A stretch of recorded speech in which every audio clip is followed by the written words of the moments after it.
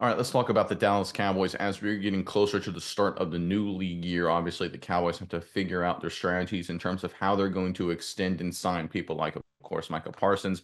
What trades are they going to make, if any? What free agent targets are they going to go after? But you have to understand, as the Cowboys prepare to make this decision, so you have to look at what they've done in terms of their roster decisions in the past that have put him here. And there's been a lot of bad moves the Cowboys have made, undeniably. But there's one decision that the Cowboys were heavily criticized for, but now we look at it, it turns out to be a really smart decision. We'll get into that in just a second. But first, I'm Nick, and this is Saturday Morning Inspection.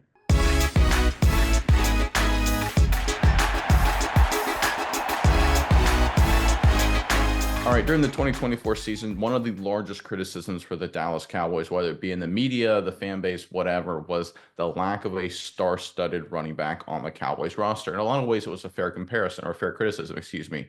They had Tony Pollard, and they let him go in free agency to the Tennessee Titans. He signed a decent deal with the Titans. It wasn't a world-breaking deal, but a lot of people wondered, why the heck would the Cowboys at least not spend Tony Pollard money for a running back? They, of course, famously didn't go heavy after Derrick Henry, even though I don't think Henry would have worked out great. I think that was just a perfect fit between him and between the Ravens and Henry. You add Derrick Henry to the Cowboys in 2024. It's not like they win 12 games.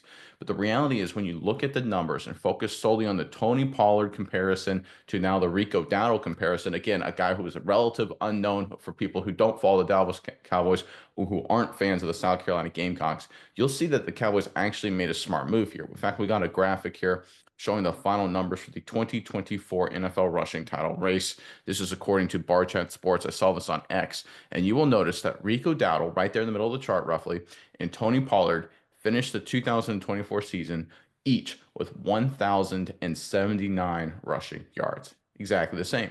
1,079, 1,079.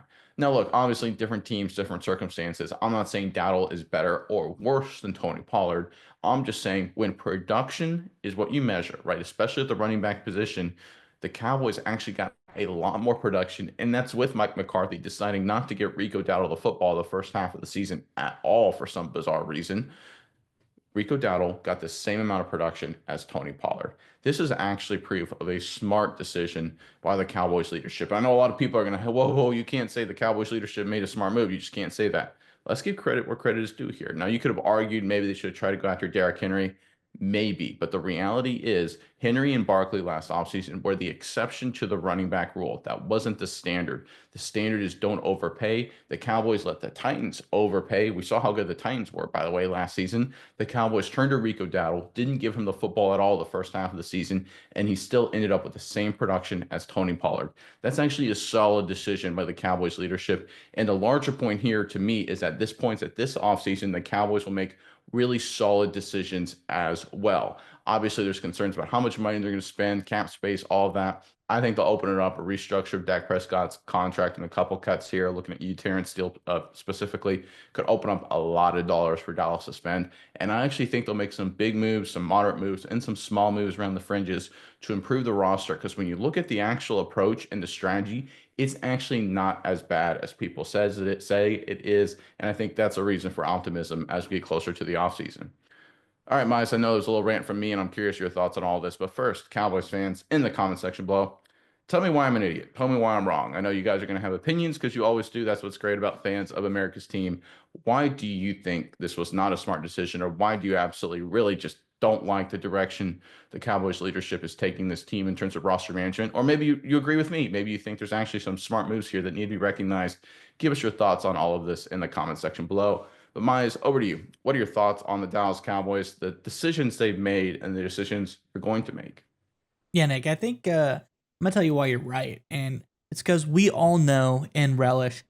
We were big fans of UCLA legend Joshua Kelly. I think he's a great running back. We all know who he is, but no, the fact is no one knows who that is, and that's the key here. This is the Titans' backup running back, Joshua Kelly, sitting behind Pollard on the list, and the point here is him and Rico Dowdle are getting paid the same amount of money.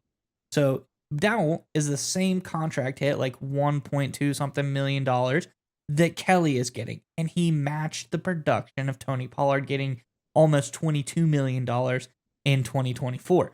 So I think the key here is whether you think Pollard may have been more successful in Dallas's situation, maybe even marginally. Let's say he's like, 10% better on Dallas than he would have been in Tennessee.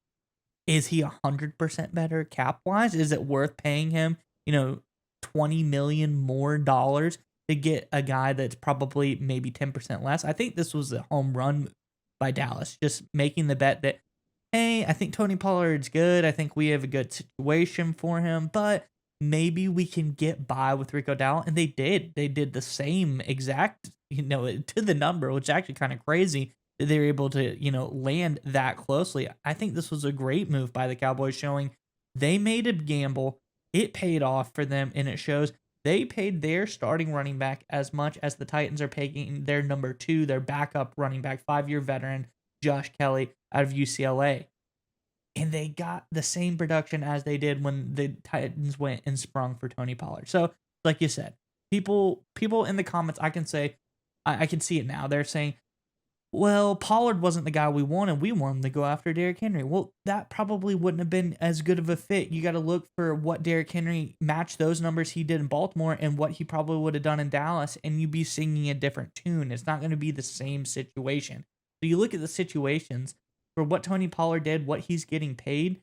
Rico Dowdle seems like a genius move, a masterclass move to get the same production out of a guy for the price of a backup running back. Then you have all these options. We talked about in one of our previous videos just how many great running backs are in this draft. It feels like the Cowboys can pick up a really solid starter in the third round of this draft.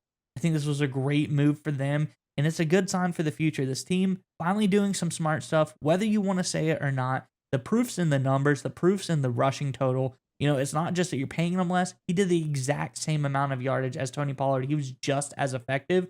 I think this was a great move by the Cowboys, and I think Cowboys fans should start to think that this team has some semblance of knowledge of what they are doing.